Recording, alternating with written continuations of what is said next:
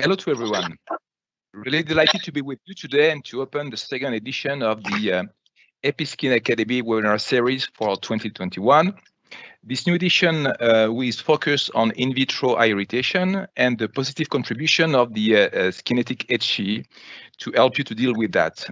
Today, I will team up with my usual partners in crime, Dr. Christian Pelvoisin, Scientific Director for the EpiSkin Academy, and Christelle Vido, Customer Experience Manager at EpiSkin. A special guest for today, Dr. Michel Mataillon, Head of Quality Controls at EpiSkin, since we want to put a focus on the quality controls provided by EpiSkin. Last but not least, for all the support they're going to give us, the communications IT teams, Philippe Gotland and Arnaud Emery. Christian, I'll leave you the floor for the presentation of the agenda for today. Thank you, Alain. I am Christian Pelvoisin, Scientific Director of EpiSkin Academy, and I'm very enthusiastic to welcome you for this second EpiSkin Academy webinar. Today, we will discuss an important topic for the alternative to animal testing, the in vitro methods for eye irritation of chemicals. We prepared a specific agenda for you, and we will be together for 1 hour and a half. Our first speakers, Alain Alonso, will present you the activities of EpiSkin, our marketed model and unique organization. He will also develop in more details the Skinetic HC model, its characteristics and specificities. Then, Michel Bataillon will join us to take you behind the scene to unravel what you never seen. Even though it is a key element of the performance and reproducibility of our 3D models. I want to name the quality control department. Next session, I will focus on what eye irritation is and how the Skinetic HC model helps to meet regulatory requirements for marketing ingredients and also finished products. Last but not least, we will join Christelle Vido to the laboratory for a live demonstration of the use of the Skinetic HC model in the context of OECD test guidelines. During all the presentation, do not hesitate to ask any question with the chat of the session. You can see the small logo of the chat on the right top of your windows. We will answer to your question on the floor, but also during the question and answer at the end of the webinar. So it's time now for me to leave the scene and give the word to Alain for its presentation. See you after it. Alain, it's up to you. Thank you very much, Christian. So allow me to briefly introduce EpiSkin for those who are not familiar with us. A quick glance at the very first slide gives you the very core of EpiSkin with the 6 circles that you can see on the slide. On the top left, you see the size as EpiSkin being the world leader for in vitro testing 3D models. Then the seniority and experience with almost 3 decades since we are operating since 1992. The focus with a 100% dedication to the 3D models as the one and only business model. Then the expertise, if we go down, and the recognition with the very first ever validated model in 1998. And since then, 3 models and 7 protocols officially validated at the ECVAM, OECD, and ISO level. The quality with the ISO 9001 for all the company. And finally, the global and full availability of the models with 3 production centers, France, China, Brazil, and 3 exclusive partners in Japan, Korea, and India. In a nutshell, our DNA, customer satisfaction. On the following slide, you will be able to see our product line divided in 2. The gray rectangle at the center of the slide is presenting all the skin models, either they be epidermal model or full thickness, epidermal classical ones with pigmented cells inside, melanocytes, or immunocell with Langerhans cells, validated at the ISO and OECD level. Outside of this gray rectangle, you can see all the mucosal model: bladder, vaginal, gingival, esophageal, oral, and of course, with a special focus on the red rectangle of the star of today, the Skinetic HCE model. The applications are diverse and versatile, mainly toxicology, but not only. You can have regulatory toxicology, advanced research, efficacy, drug delivery, pharmacokinetic, and so on and so forth. And you've got the endpoint on the right side of the slides, which are not complete, since we often say that imagination is our only limit. Okay, that was briefly the company. Now let's move on to the product itself. First, a quick reminder, the three-letter HCE stands for human corneal epithelium. Thus, the HCE is reconstructed from human cells, human corneal cells, isolated and immortalized by a team of Professor Beuermann at the Louisiana State University, New Orleans, USA, and sold by Episkin since the year 2000.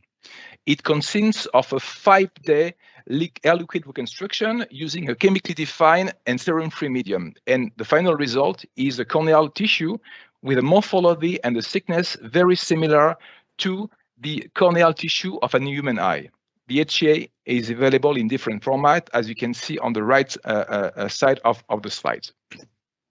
On the next slide, you can visualize an histology of a human cornea, and you can see all the layers. The Skinetic HCE is reconstructed the very first part of the tissue from the surface to the Bowman layers.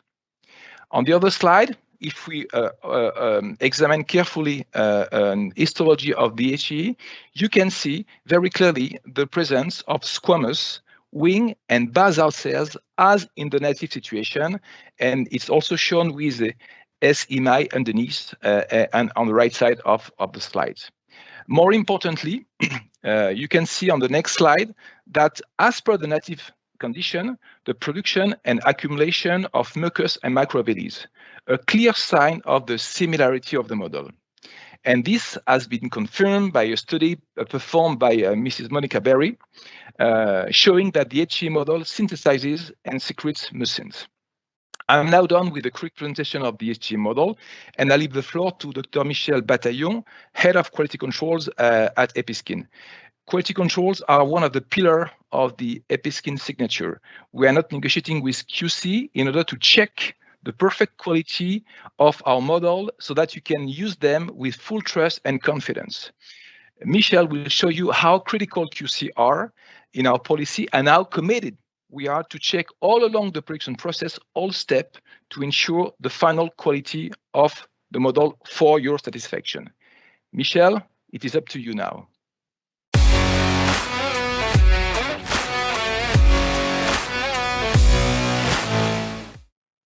Hello, my name is Michel Bataillon.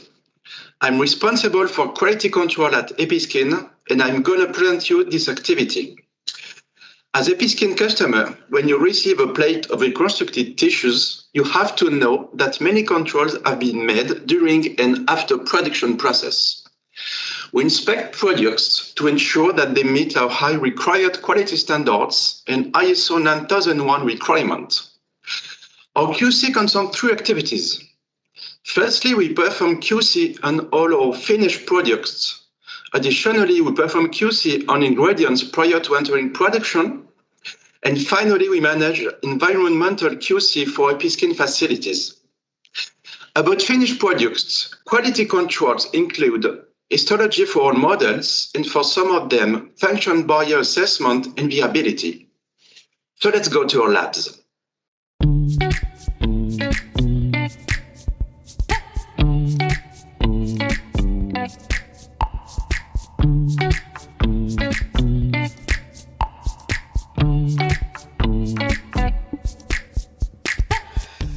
Here is the lab where histology is done. All Episkin tissue models are processed in histological slide to check microscopical organization.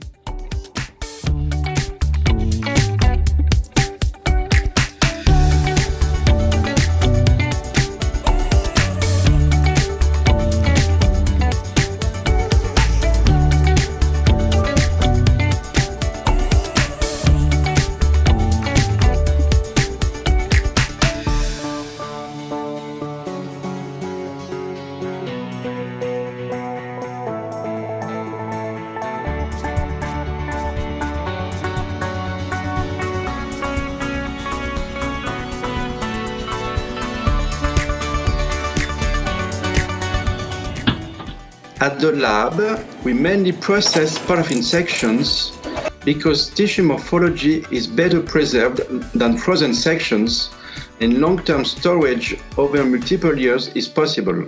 As soon as tissues are received in the laboratory, they are recorded to ensure their traceability. Tissues are detached from the plastic insert and are fixed in formalin solution. Foam pads are used to wedge tissues. Fixation time is standardized at 2 hours. Tissues are dehydrated here so they can be embedded in paraffin before microtoming. Cassettes are placed in tissue processor and automated procedure begins. The tissue processor transfers tissues from one region to another. Alcohol is added in increasing strength to remove water in the tissues. Isopropanol then replaces alcohol, and finally paraffin replaces isopropanol.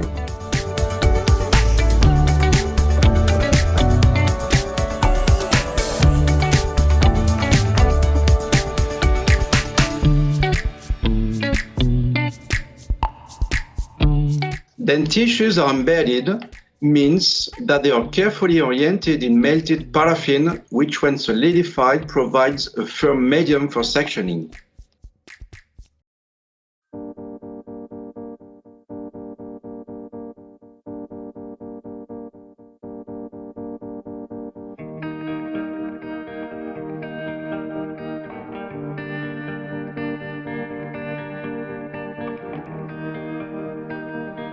Microtomes are special instruments which have automatic mechanism for cutting thin sections. Our tissues are cut at 5 micrometer thickness. The ribbon is spread on a hot plate to remove compression wrinkles in the tissue caused by the cutting action. The desired section is picked up on a glass slide. After drying overnight, tissues are stained and permanently mounted. We can do many staining, azoting HE or HES staining, special stainings or immunostainings.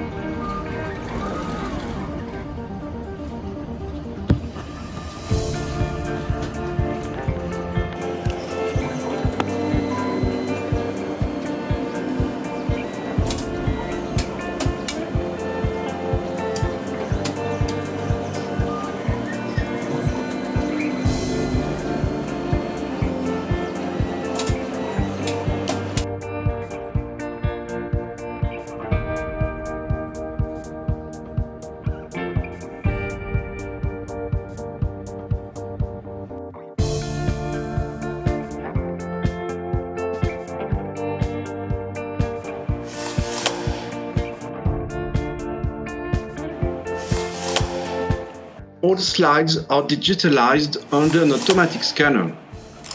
We check histological quality and we perform morphologic examination, including number of layers, differentiation, organization of basal layer.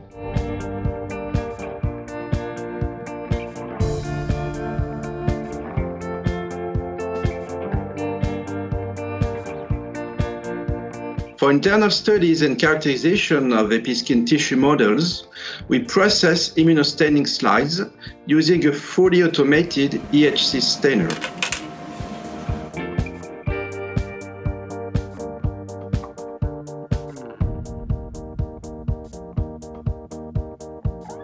Here are some images of immunostainings on our HCE model. Now let's talk about barrier function. The stratum corneum of our in vitro reconstructed epidermis must be sufficient to resist the rapid penetration of cytotoxic marker chemicals as SDS or Triton X100. This property is controlled either by IC50 or ET50 tests. Viability is quantified using MTT, a molecule that can be metabolized by living cells and which then turns purple. Tissues are incubated 3 hours in MTT solution, then purple formazine crystals are extracted in isopropanol, and concentration of formazine is measured by determining the OD in a spectrophotometer. Each batch of epidermal models is released if all acceptance criteria are respected. This examination is reported in our QC sheets that you can now find in our website in the other part. You just need to register and go in the document tab to download them. In QC Lab, we also manage microbiological and environmental analysis. Cell line sterility is confirmed by steri tests, and we also check absence of mycoplasma by PCR test. Environmental analysis includes sterility of surfaces, water and air testing. Finally, in our QC lab, we manage 15 different QC tests and produce 5,000 analyses per year in order to guarantee the best tissue quality. Thank you for attention.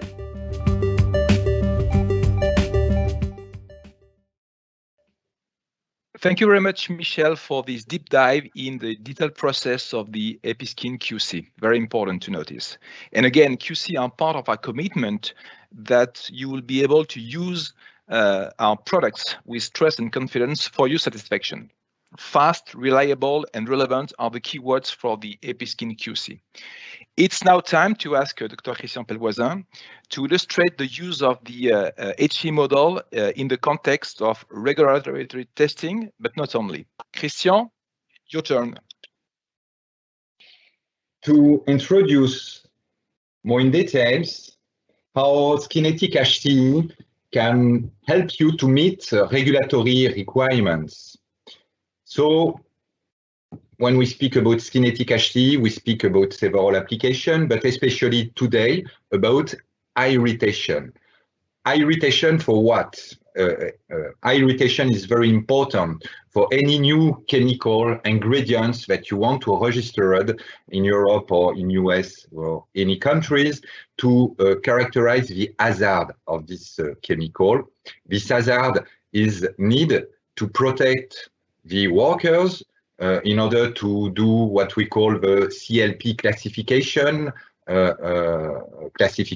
labeling and packaging, but it's also very important as soon as you have this information about the hazard of the chemical, it will be used by toxicologists to perform their risk assessment of new finished product for pesticide, medical devices, cosmetic, drugs, textiles, etc. Each time there is a risk for eye irritation. In fact, what we speak today is about OECD test validated method for ingredients, which are necessary for hazard of eye irritation of chemical, but there are also some protocols for finished product, but it will be not the scope today. We will focus on eye irritation for chemicals. So if we have a look to the REACH program in Europe, but again, outside Europe, you have the same approach for EPA in US or in other countries. In Europe, the EK requests whatever the category of your products, depending of the annex of the REACH program, you always have to assess eye irritation and skin irritation, which is a very important endpoint. What is important there is that when you have this dossier to manage for the regulatory, you need, and this is very important, to use a validated methods. Because when you use a validated method, and for chemical, it means OECD test guideline, you can be sure that your result, positive or negative, will be accepted by the regulator. So you will not have to perform more testing. You can also use non-validated method. because maybe you have in your dossier some historical data coming from screening, toxicological screening with some internal methods. But when you use this result, you can't use the result as it's only supportive, informative information that you will use in a way of evidence. I will come back to the way of evidence later. So that's very important to have validated method. And when you speak about validated method, we speak about some reference method, because you will validate the method against a reference method. Historically, the reference method is the DRES test. This test is used for more than 70 years. In 1939, Mr. John Dres was hired by FDA to develop a battery of tests for the FDA laboratories to assess skin and eye irritation. And in 1944, he publishes his first publication, Methods for the Study of Irritation and Toxicity of Substance Applied Topically to the Skin and Mucous Membranes. In mucous membranes, you have the eye. And this publication is the starting point of the famous DRES Skin and Eye Irritation essay. This essay is based on the use of albinos rabbit.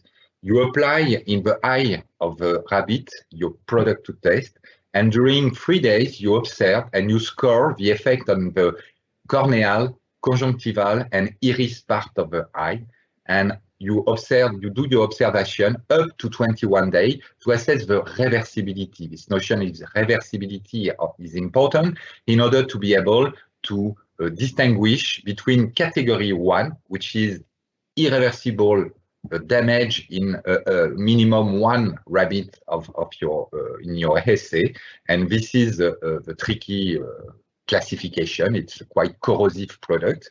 And after, if you have the reversibility of the effect, you distinguish the category 2, eye irritation, mild irritation, something like this. And if you have no effect on any animals, this is the no category. So you can see there are 3 categories: no category, category 2, and category 1.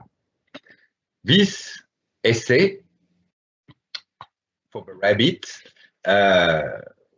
have been useful for 70 years, even if there are several weaknesses for this essay and variability of the results and difference between human and animal data. This weakness are well described in the IATA for eye irritation from OECD test guideline. In this IATA, you can have a look to the list of this weakness.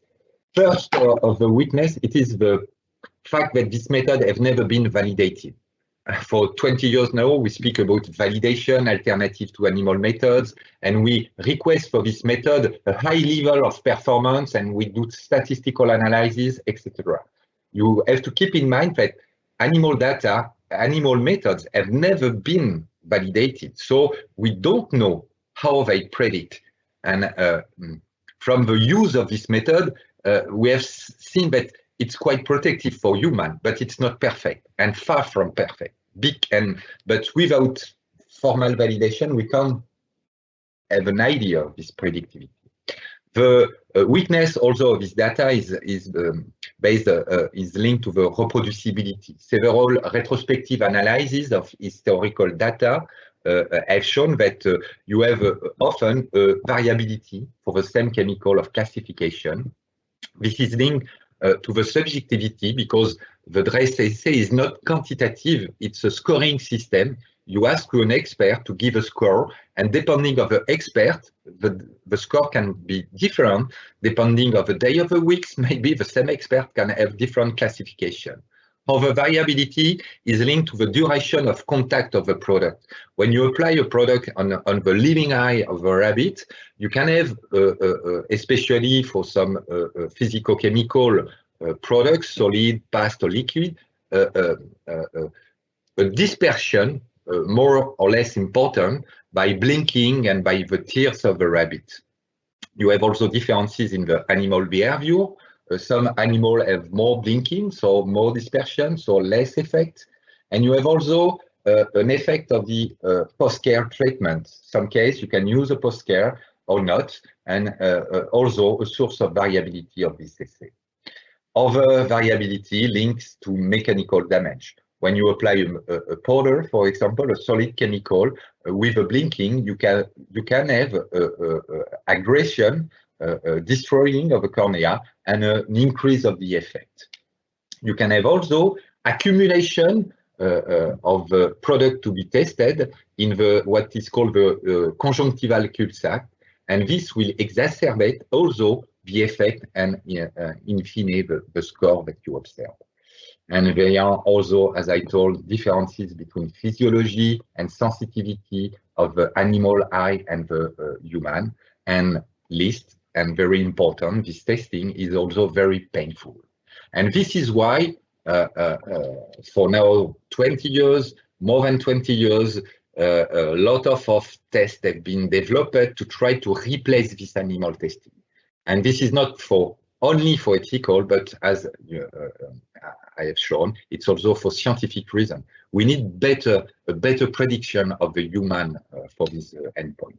So what is a validation? In fact, when you develop a method, you have to assess two big parameters: the relevance based on scientific basis of your system, the rationale why you use this test, this experimental system, and important, the predictivity. You assess different parameters of prediction of your assay. And you have also to assess the reliability. Does your assay stable when you use in one laboratory or when you implement this assay in other laboratories? So to do this validation, you have a set of chemical, reference chemical with positive and negative. And with this set of chemical, you have results, what you expect as positive or negative. One of the weaknesses of this validation is that often the set of the data are coming from animal, and I just say that animal are not so predictive. But the limitation is that we don't have so many human data. That's why often for validation, we validate against the animal data. So you use this set of chemicals, you test, and you have some results in vitro, and you are able to say that you have some true positive, well-detected positive in the in vitro, and true negative. And when a positive is classified negative in vitro, you have a false negative and false positive. As you can see, the safety issue is important when you have some false negative, because if you put on the market irritant, high irritant, considering it's not irritant, this is a limitation. To the opposite, the false positive is an economical issue. In fact, to be the most protective for the human, you can say that any chemical are dangerous. Thanks to this, you have 100% of sensitivity, of protection, but you will never put a new chemical on the market. So all is a question of balance between this, what we call sensitivity and specificity. The sensitivity is the ability to detect a positive in a set, and specificity, the ability to detect a negative. So from this validation, several alternative methods have been validated this last 10 years. First one was the bovine corneal opacity permeability BCOP assay in 2009, and the last one in 2015 was the OECD test guideline 492 with reconstructed human corneal epithelium for eye irritation. As you can see, none of this method is able alone to address all the category. You can see that it's only here category 1 and no category or no category.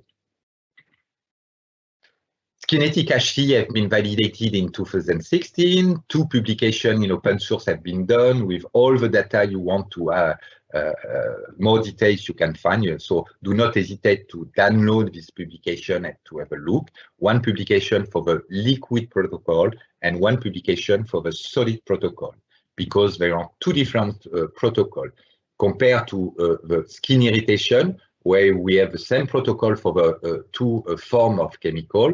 For eye, we have two different protocols. The first one is for eye irritation, for liquids. So again, as for skin, very easy to implement. You have the 3D models. You apply topically 30 microliter of your product. You have 30 minutes of exposure, so a short time of exposure. You stop the exposure by rinsing with PBS, and you continue the rinsing by putting the tissues inside medium of culture in order to have a soft rinsing and a protection of the medium because of the tissue, because this tissue are less fragile than the skin tissue that we use, because you don't have the stratum corneum in fact. At the end of the post-soak, as for skin, you do the cell viability measurement by MTT assay. For solid, the principle is the same, except that you have a longer time of exposure, 4 hours compared to 30 minutes. And also, you have a post-incubation of 18 hours. You can see that the protocol is longer for solid chemicals. And after, you have again the cell viability assessment. From the cell viability, you have an algorithm of decision, of classification. If your tissue have more than 60% of cell viability for liquid and 50% for solid, no problem, it's a no category, you have no irritation. To the opposite, if you have less than 60% for liquids and 50% for solid, in this case, you can't classify your product. It means that it's not a no category. There are some effects, but you can't distinguish between category 2 and category 1. So in this situation, you said no prediction can be made.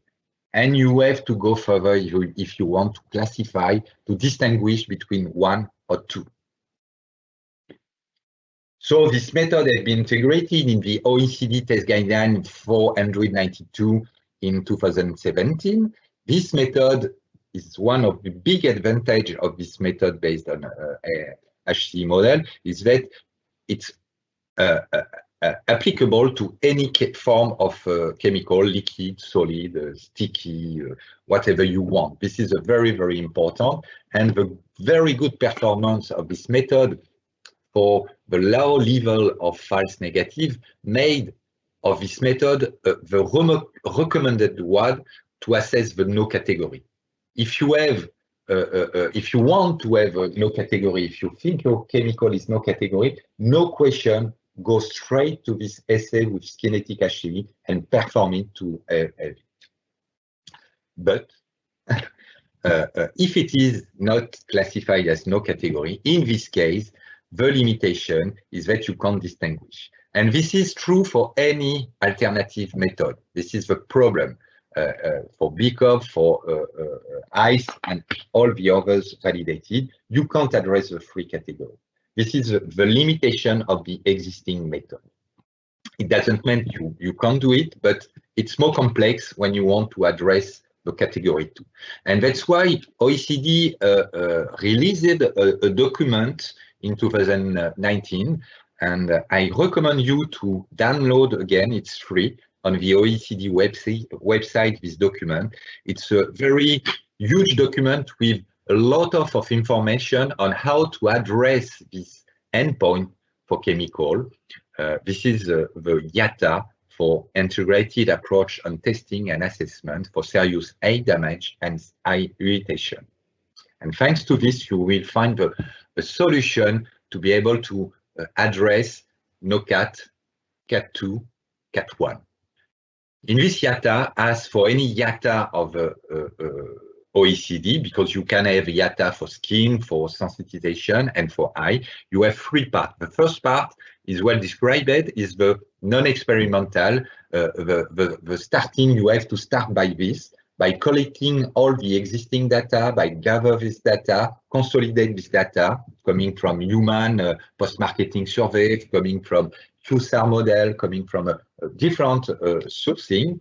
And from this, you perform what is called the way of evidence analysis. So as how can I say, it's linked as a police inquiry. You try to have a conclusion based on historical data. And if you have sufficient data, you can say, okay, this is a no-cat, or this is a cat 2 or cat 1. If you can do this, you don't have to perform any experimental data. But it's not so easy, because it can be questioned, discussed by the regulators, and sometimes you have to go to the experimental part, and this is the part 3. In this part, what is proposed to be able to address the 3 category, it's a testing strategy with 2 levels. A first level, 1 essay, and a second one to distinguish if necessary. And they have distinguished the top-down approach from the bottom-up. What is the difference? If you think from your way of evidence approach that your chemical have a lot of chances to be a positive one, maybe cat 1, cat 2. In this situation, OECD recommend to start the top-down approach and to start with an essay which have a low false positive prediction. In the opposite, if from your first analysis, you make the hypothesis that your chemical is non-irritant. So in this case, do the bottom-up approach, and you have to start from an in vitro assay which have a low false negative prediction. So this is the schema of the IATA. First part, collecting the data, part 2, way of analysis, and the top-down and the bottom-up approach. You can see that the 2 levels, in order to have cat 1, no cat, and maybe category 2 address it. The question is which assay to use, because you know that there are up to 6 in vitro methods. And to answer to this, in the IATA again, you will find the statistical analysis made by OECD. They have combined different approach with a different assay, and they have they gave the statistical results and the recommendation. And you can see that in the case where you think that your chemical is non-irritant, you have to start. That's better to start with the Skinetic HC, the OECD test guideline 492 as a first assay, because you have a very low false negative percentage, 4%, and you have no limitation of the physical form. So it's really the quickest and easiest assay to perform in this situation. If you want to perform the top-down approach, in this case, what is recommended and often used is the BCOP assay. The ICE is not so bad, although it has some good performance, but ICE is more complex to perform, and often this is the BCOP, which is the first assay which is performed. So now, if we go back to the part 3 of the IATA, you can see that for bottom-up, you start with the Skinetic HC method. If you are right on your hypothesis, you classify as no category, no question about this. If the result is positive, so in this case, if you want to distinguish cat 1 from the others, perform the BCOP, and if it is cat 1, if it is positive, it's cat 1. If it is negative in BCOP, it means positive in Skinetic and negative in BCOP, you fall in the gray zone. In this situation, you can't say, okay, it's a cat 2. You have to support by, again, a way of evidence analysis, maybe by performing another assay, maybe not validated, but try to convince the regulators that this can be a cat 2. And this is sometimes a tricky point. It's possible, but again, as the assay do not address exactly, are not validated to address this category, there are always a possibility to discuss the interpretation. So it's possible, but complex. So if you, after do the top-down in the other situation, BCOP cat 1 directly, if not positive in BCOP, perform the Skinetic HC, and you can do the no-cat. And if it is positive in Skinetic, again, the gray zone of the cat 2 that you have to address. So as you can see, the animal can be replaced definitely for NOCAT and for CAT1. And this is already the case for REACH. Nobody's performed any more animal studies. The trouble is for this CAT2. And no alternative method today are able to replace this. But the good news from this webinar is that the kinetic HC can be the solution to address this CAT2 thanks to the TTT protocol. What is the TTT? Maybe it's the tip-tap-top methods, or maybe not. If we have a look to all the existing validated methods, the classification is based on one parameter, which is the intensity of the toxicity. If your chemical is highly toxic, it's CAT1. If it is not toxic, it's CAT2. But in between, you don't have a distinction.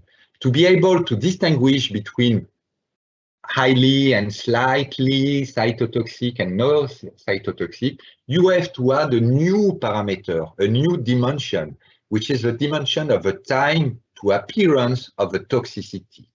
And thanks to this, you are able to address CAT1, CAT2, and NOCAT. And this is really a revolution for high irritation and alternative method. And again, and I invite you to download this publication, this very recent publication from L'Oréal and Nathalie Alépée, which is the publication of the multicentric study, the data, the development of the protocol for the liquid, and the solid is under publication now. And in this publication, you will find the protocol and the performance of the assay.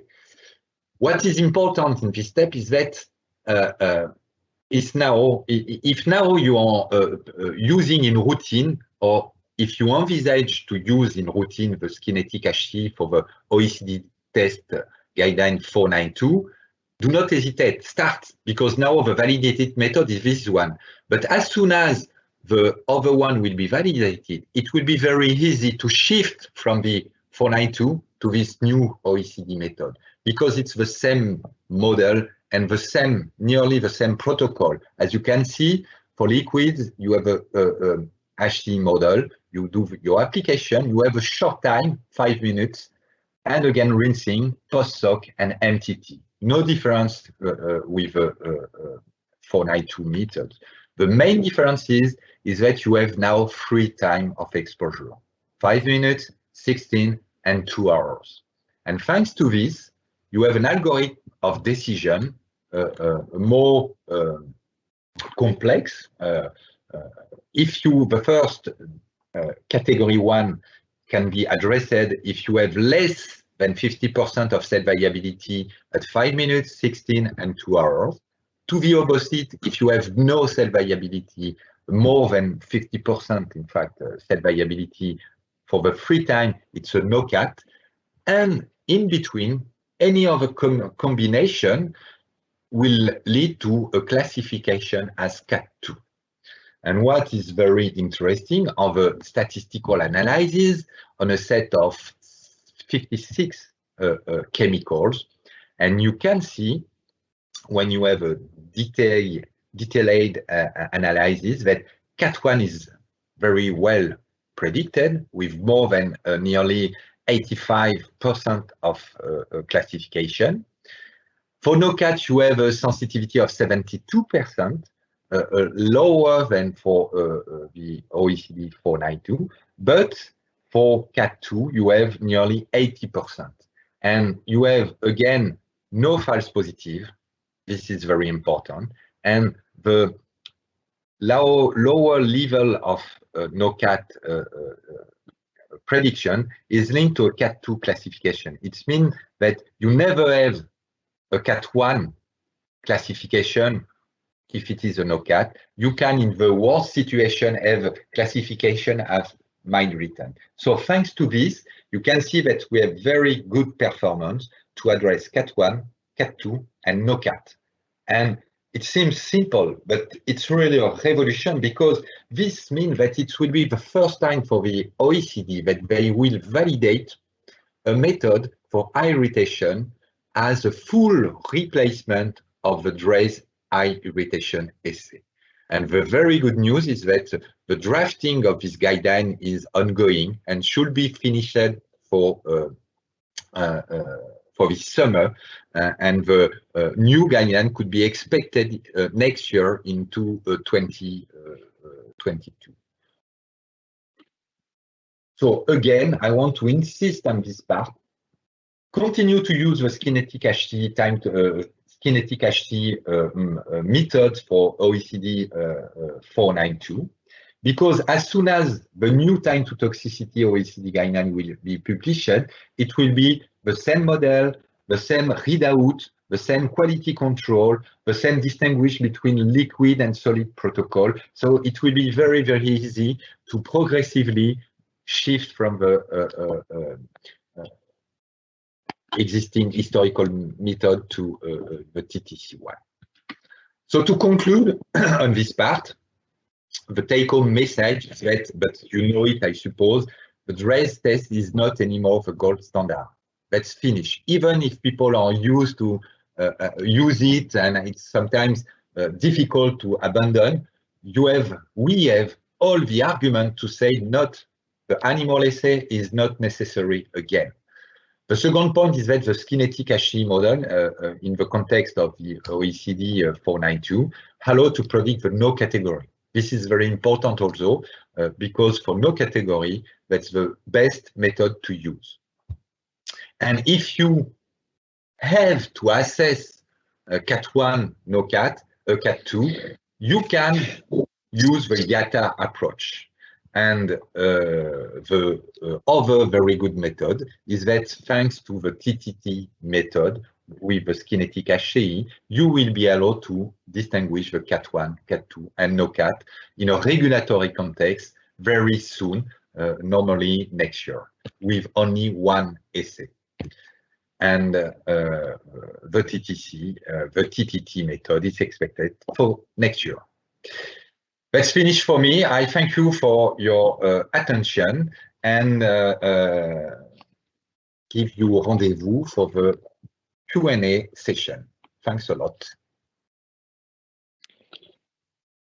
Thank you, Christian. Thank you very much for this very interesting and deep insight on the use of the Skinetic HT model in the context of eye irritation in vitro regulatory testing. This was, if you allow me, a theoretical part. Let's move on now to the practical one with Christelle Vido, which is going to perform a live session on how to run an assay with the Skinetic HT model. We have chosen to illustrate the easiness and the robustness of the use of the model on the live demonstration to perform the OECD TG 492 liquid protocol. Christelle, we are now all eyes and ears open. It's up to you now. Hello everyone, I'm going to show you how to perform this protocol. So we're going first to make an overview of the material that you will need. So you will need conventional laboratory equipment, a laminar flow hood, cell incubator, 96-well plate photometer, a plate shaker, forceps, beaker and funnel, positive displacement pipette for the application, multipette with different adaptator, some parafilm, some cotton swab, PBS without calcium and magnesium as negative control, methyl acetate as positive control, MTT 1 milligram per ml, isopropanol, and of course our corneal model with some maintenance medium.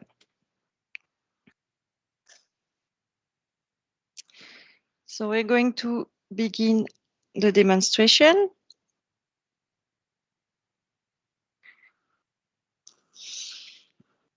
So upon reception, you will have to transfer the ocular model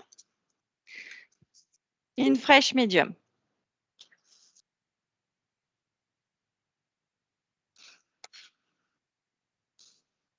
So put 1 ml per well of maintenance medium.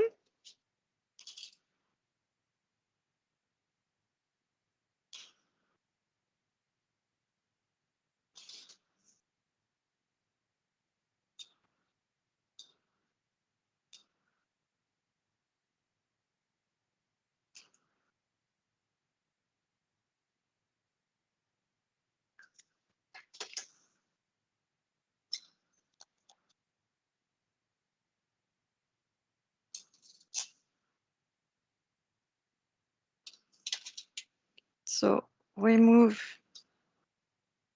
the tissue, remove remaining agarose, and transfer in the fresh medium.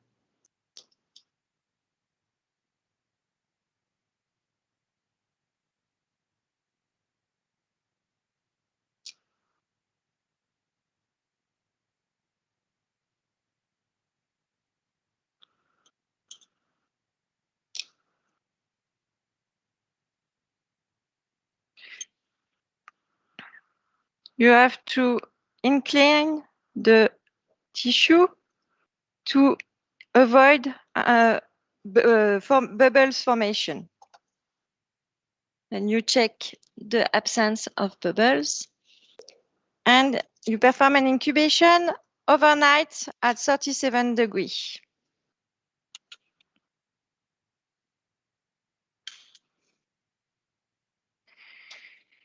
On day of exposure, you prepare a 24 well plate, 1 plate per chemical. So the first line is for the application, second one for the post-soak period, third one for the MTT, and the last one for the PBS incubation.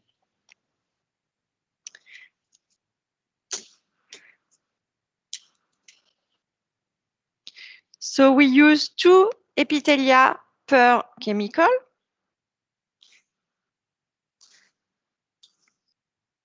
Fill the plate with 300 microliter for the application.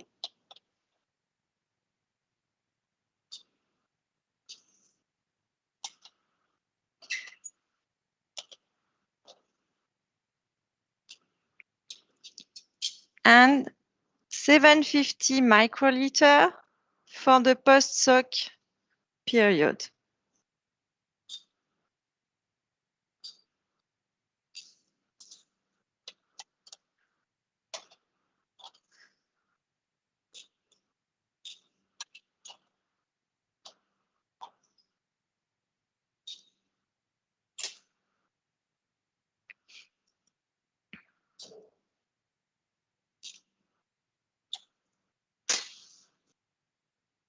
Then transfer the epithelia in the plate.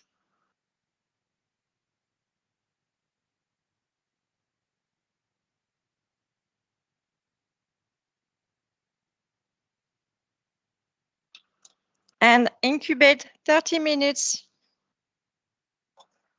before application.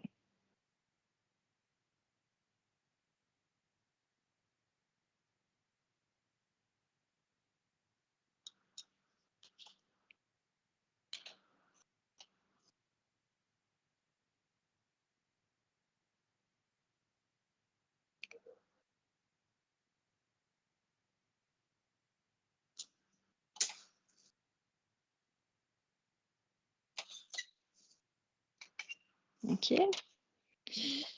So for the application,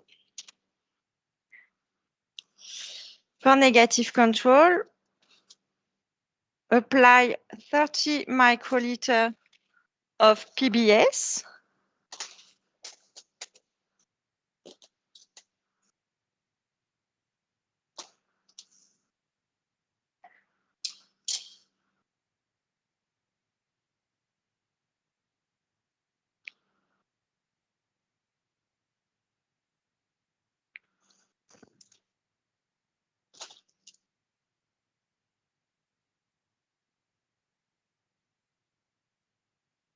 Okay.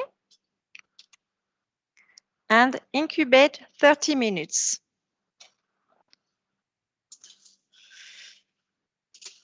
For positive control and test substance, apply first 10 microliter of PBS on the surface of the epithelium.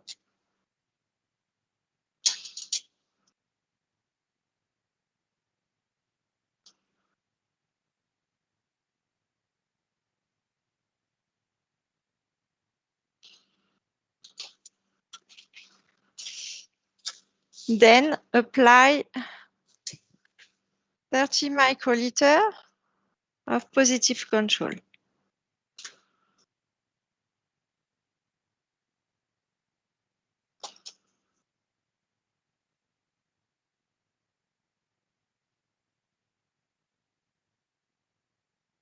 You don't need to touch the epithelia.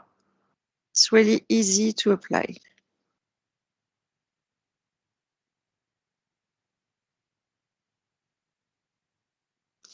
Okay.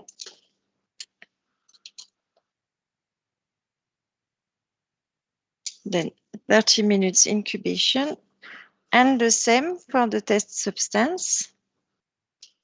So first 10 microliter of PBS on each epithelium.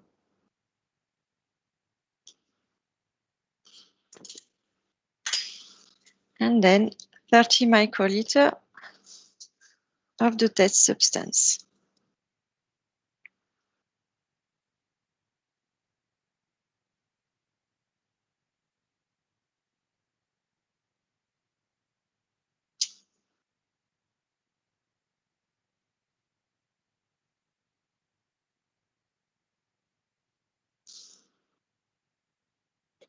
And incubation 30 minutes.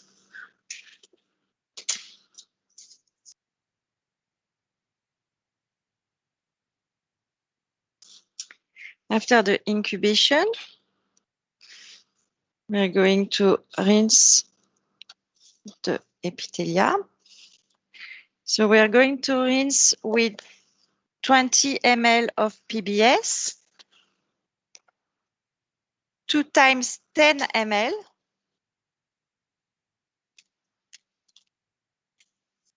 So with the distributor.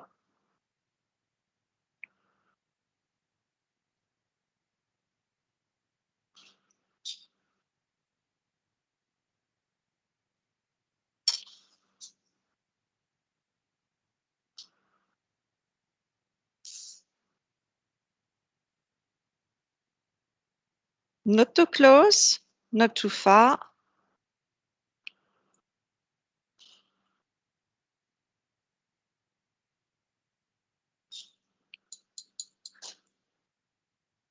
Eliminate remaining PBS and transfer in the maintenance medium for post-soak.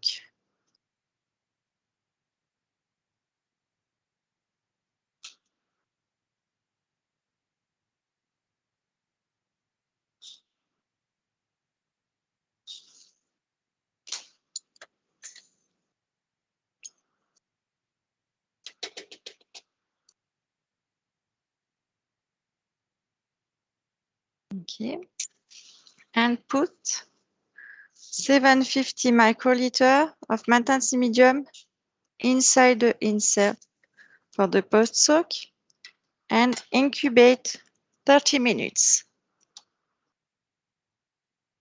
Show you another one.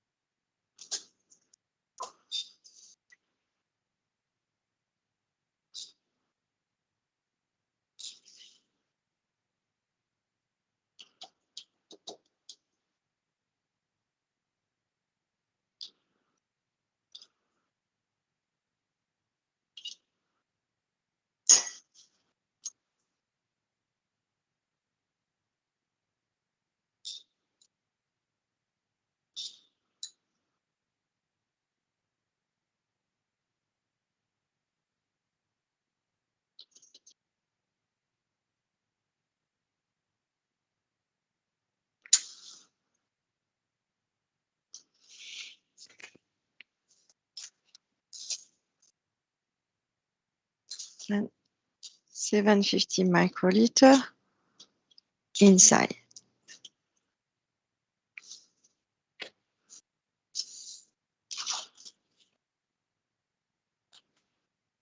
Okay, incubate 30 minutes.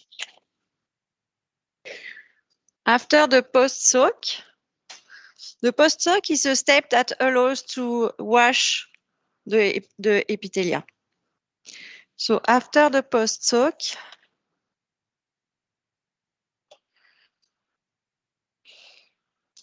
you perform the MTT step. So fill the plate with 300 microliter of MTT, 1 milligram per ml.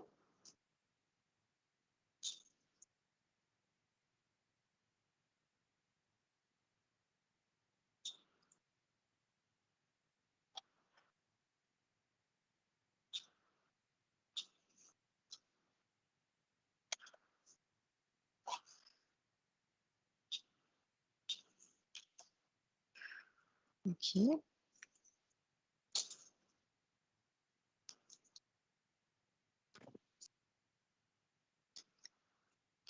So transfer epidermis. So first you have to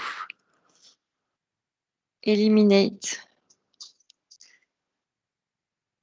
the remaining maintenance medium.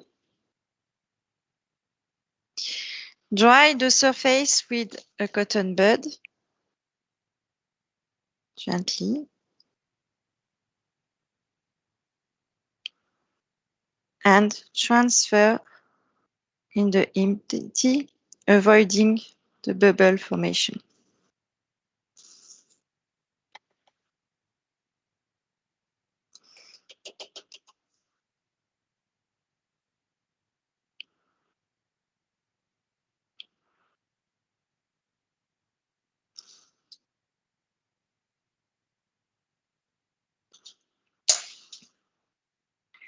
Check the absence of bubble and incubate 3 hours at 37 degrees. The one.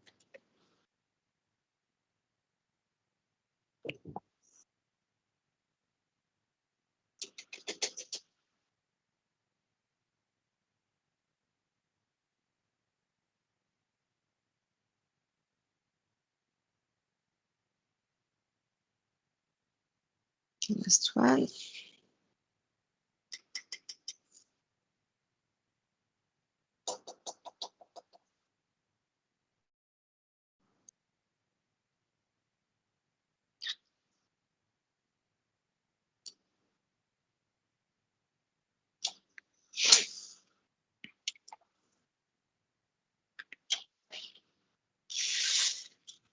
After the MTT incubation, you obtain such plate. So the MTT colored the alive cells in purple. So this is the positive control, so it's not colored. So you transfer the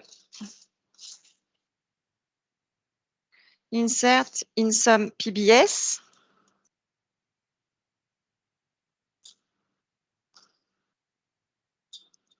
To clean the insert. 300 microliter.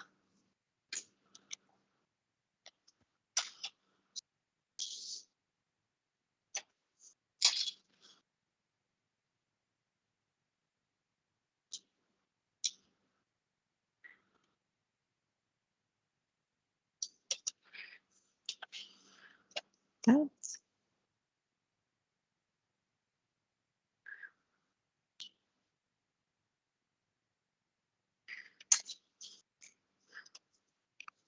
And then transfer in isopropanol.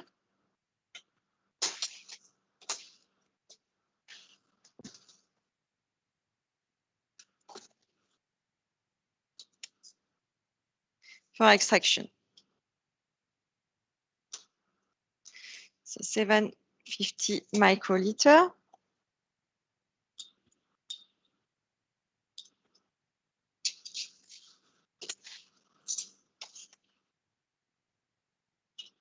Dry epidermis.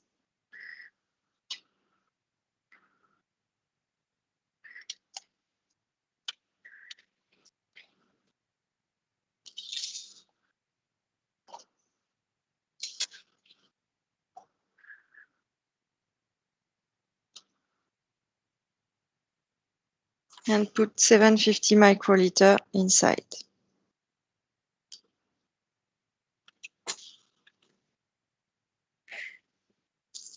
Close the plate with a paraffin to avoid evaporation.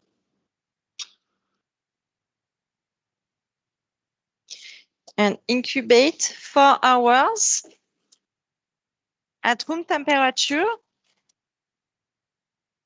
protected from light, under agitation. After the extraction period, you perform the optical density reading.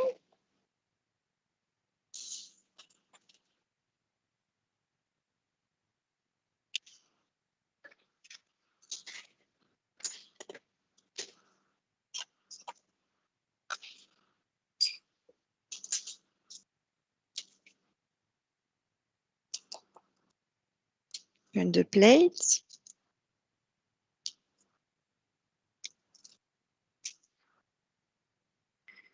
You can see positive and negative control.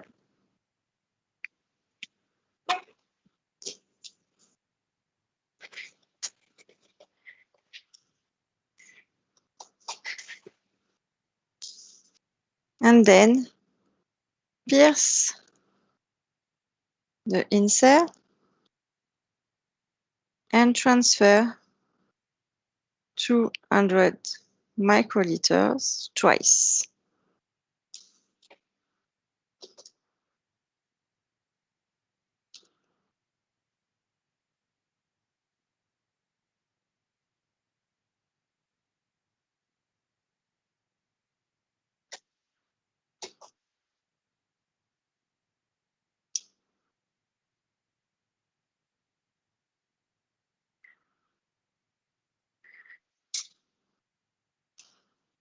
You put some isopropanol for blank and you perform the optical density reading at 570 nanometers. The optical density obtained will allow to calculate the viability value for each tissue. So now the demonstration is finished. So place to the question and answer session. Thank you. Thank you very much, Christelle, for this nice insight. It's important to underline and illustrate how robust, performant, and easy are the in vitro assay using the Skinetic HC model. So now let's jump to the Q&A session. A quick information before starting, all questions will be answered. If not today, because we may be short in time, we will answer them anyway. So do not hesitate to drop your email on the chat session or contact us back at info@episkin.com. We will, of course, answer all the questions. There have been some questions which have been published on the chat window. Maybe I will leave Christian and Christelle for all the questions linked to the protocol itself and the IATA strategy. Thank you, Alain.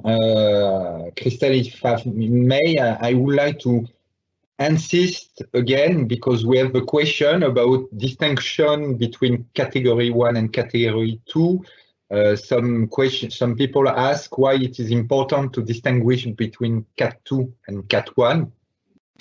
To my opinion, it's very important because if in Skinetic HC the result is positive, it means that you can't, it's not a no category, but you can't distinguish. And that's important to distinguish because depending this distinction between Cat2 and Cat1, it will change a lot for the future of your chemicals.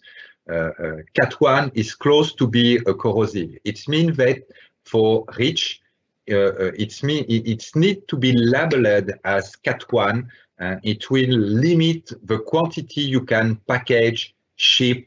It needs that the workers will need to have some specific protection.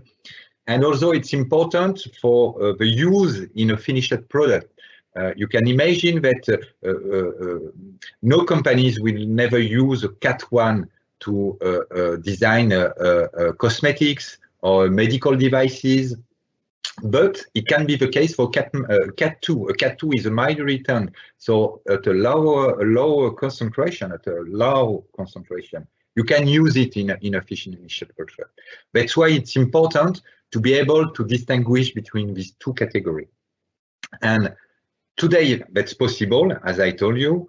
It's sometimes complex, the Cat2, but it's possible. But the very good news is that next year, it should normally, after official validation, it will be possible thanks to the TTT, time to toxicity method, because this method will be validated by OECD for NOCAT, Cat2, and Cat1.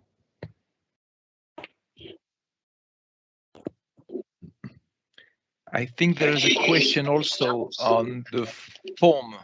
Which protocol you should use according to the form? Christelle, you already started to answer, but maybe you can elaborate a bit more about that.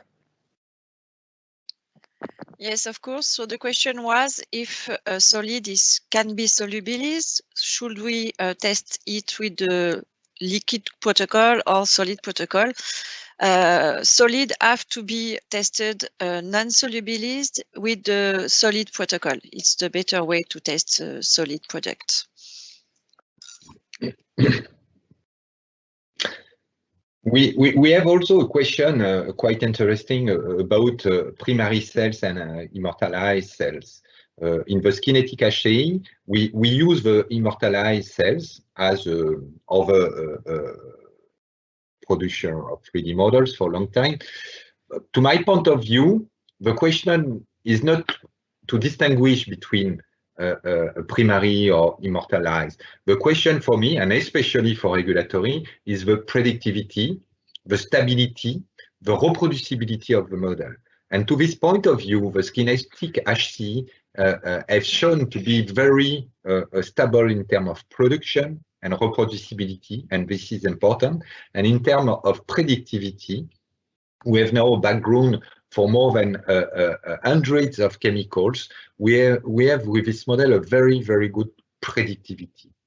And so the question is not really how we made this model, but the result when you use it. And to this point of view, the choice of immortalized cell line is a good strategy for us. And also don't forget what Alain presented about the similarity between the human cornea and the Skinetic HCI. Even if it is an immortalized cell line, you have the same organization, the same type of cells, the production of mucin, and a lot of production that made of this 3D model a very close model of the human corneal model. There is a question about potentially production of corneal tissue with nerves. I'm afraid not. It's a bit complex. The aim of EPIskin is to produce something which is mass producible, and this is more like tailor-made production and scientifically a bit difficult. So to date, no plan to produce corneal tissue containing nerves. I'm afraid not. And we had also a question about the quality control. What kind of protein do you perform? Michel, can you answer to this? The protein we can detect by immunostaining we do in quality control?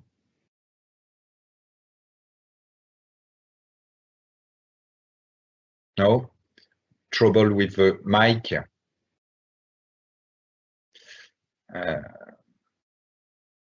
Okay. You already published an answer in the chat about this, the different keratin we are labeling.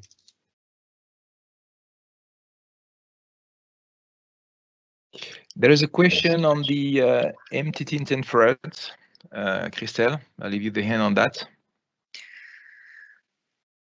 Yes, in the protocol, there's a description for products that have an interaction with the MTT. So the deal is to test this product on dead epithelia. That way, you can extract the percentage of viability that is due to the interaction with the MTT and not to live cells. So this part is really well described in the protocol, but if you have some trouble for interpretation, you can send me an email and I can help you with this part of the protocol. There is a question we don't have. But I expected this question. Maybe I will ask the question and we can do the answer. It's about finished product and ingredients. Often when we speak about the OECD test guideline for NITE, people ask, yes, that's great, but I want to test my cosmetics or I want to test my medical devices. Is it the same protocol? And my answer in this situation is not the same protocol, because a finished product is you have potentially written but diluted, and the OECD are validated for neat chemicals. And we don't address this question today, but keep in mind that for finished product, there are no validated methods, but there are methods which are published. And if you want to test some of these specific products, we can again support and help you for this. But it's, to my point of view, not the same protocol you have to use.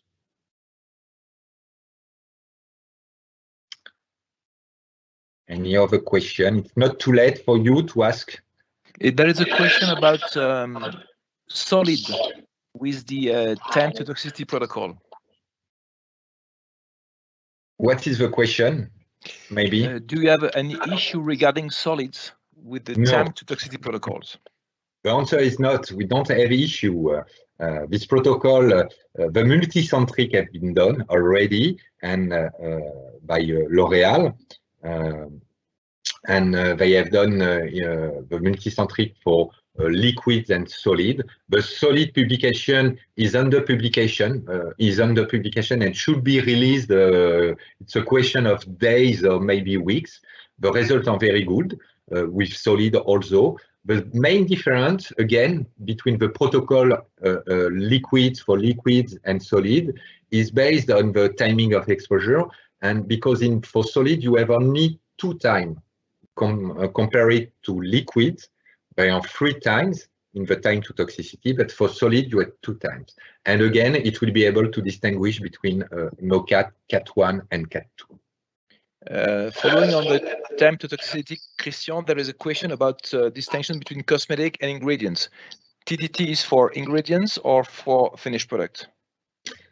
Again, the TTT in the context of OECD is validated for chemicals, because each time there is a validation for OECD, it's a set of neat chemical which is used, and the validation is for neat chemical and hazard identification, and after CLP classification, etc. But the question is very good because the time to toxicity could be a very good protocol method to be used for finished product also, with some adaptation and reference data in order to use it. But it will be fully adapted, to my opinion, to finished products.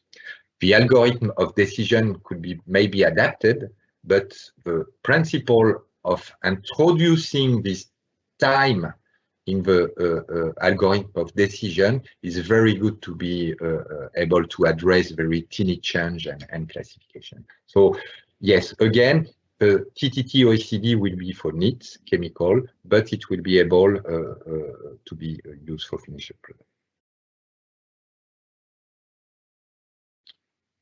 Thank you, Christian. But this will be, this time to toxicity is really, will be a huge change for alternative to animal testing, because this is really the lake of all the existing validated method today. This is this category 2, which is addressed by default, not directly, and it's always a source of question, discussion, and not always easy to support. But thanks to this essay, it will be the first time that this essay will be able to address directly the category 2, and this will be a huge advancement. Okay, thank you. With respect to the proteins that can be performed these immunostaining in QC, the answer has been posted on the chat session with a link to the publication, which can give you a good overview. So do not hesitate to click on the link and get the publication to answer your question. We had a question also I saw in the chat about quantification of TGF beta and any cytokine with kinetic HC. I answered quickly. So yes, you can do quantification of any cytokine with this model. It's outside the OECD regulatory hazard identification, but this model is also used for several other endpoints, for medical devices, for efficacy of some product, for interaction between immune cells and corneal cells. A lot of different assays have been developed, some are published, and in some of these methods, some labs and some scientists do some quantification of some cytokine in the medium of culture. So yes, you can, depending of your need, address some inflammatory intermediate in the medium of culture. Christian, there is a question about the time to toxicity, and will it be inserted in TAGs for the OECD, and when? Yes, we hope so. The process, in fact, is a formal validation, first, it's the multicentric study. The multicentric studies have been done with 3 laboratories. The results are very good. Statistical analysis have been done independently. Reviewing by independent experts have been done also, and they validate the results. And all the dossiers have been submitted to OECD. OECD accepted the dossier because they considered that the dossier is very good, it's perfect. Now they are writing the draft test guideline, and the next step will be to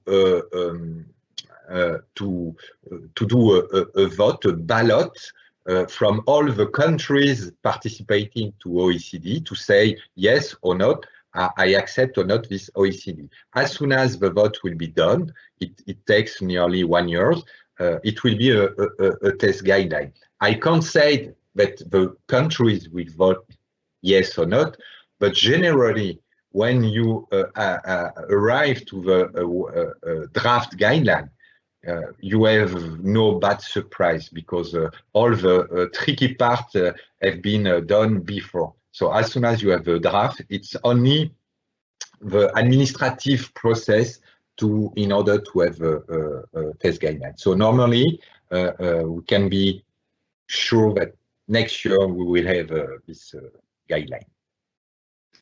Christian, in the balance between ingredients and finished product, what can you tell us, please? Thanks, Alain. Yes, we all often have this question when people want to use the OECD test guideline, they ask if they can use also the same protocol for finished product, for example, cosmetics or medical devices. Also, we have a situation. My personal position, and which is often the one of regulators, is that OECD method are validated for ingredients, for neat chemicals. And when you want to assess the tolerance of finished product, often you have to adapt the protocol. There are some publications about this, and we can help you if you have this sort of challenge, but it's often a different protocol. Following on the question about the protocol for the time to toxicity, is it the same protocol for liquid and solid? No. As for the OECD 492, you will have one protocol for liquids with 3 timing and one protocol for solid with 2 timing, in fact. To address the 3 category with solid, you will need only 2 timing. We've got one question about how long can the HE be maintained in culture after recip? We can answer together, but in the context of the OECD method, you have a shelf life during the time you need to use the tissues. It's generally 1 week, so you can keep the tissue in culture some days, but the shorter you do it, the better is it. Because if you keep the tissue too long time, they will continue to develop, to grow, and you will be outside the performance characteristic for the OECD method. But for some protocols, some which are outside the hazard of the OECD, some labs have kept the tissue longer than 1 week. But keep in mind that the tissue continues to grow and the thickness will increase. Just to build on that, in the context of most of the protocol, the HCE is to be used upon reception after the pre-incubation equilibration time. As Christian just mentioned it can survive, of course.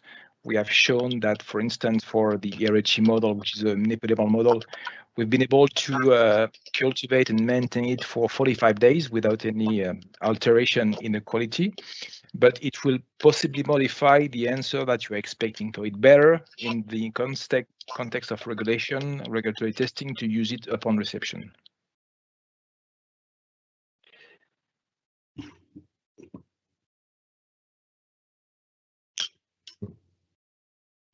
No more question about the protocol of the model? We had some question on histology, but I think that it already has been answered. Just a compliment, because it was not the scope of the webinar today. We focused on OECD regulatory context, but this kinetic HCE models is used also for a lot of other application in efficacy, but also in safety for some screening protocol. Maybe we will do a new webinar later about this, but keep in mind and do not hesitate to ask us, to send us an email if you have some specific demands. Today you have so the readout as entity, but you can have cytokine quantification, you can have immunohisto as readout, you can have transcriptomic studies as readout, you can have co-culture with immune cells, with bacteria, something, a lot of different applications. Okay, I think we have answered all the coming questions. So it's now time to close the webinar. Thank you very much for following us. It has been a real pleasure to share with you all the possibilities of this kinetic HCE model. Stay tuned for 2 different purposes. The first one is that There has been a replay of this seminar. Will be posted very soon. And we are going to organize a third edition this autumn of the EPISCIN Academy webinars. So thank you very much and talk to you soon. Thank you. Bye-bye. Have a good day. Thank you. Bye.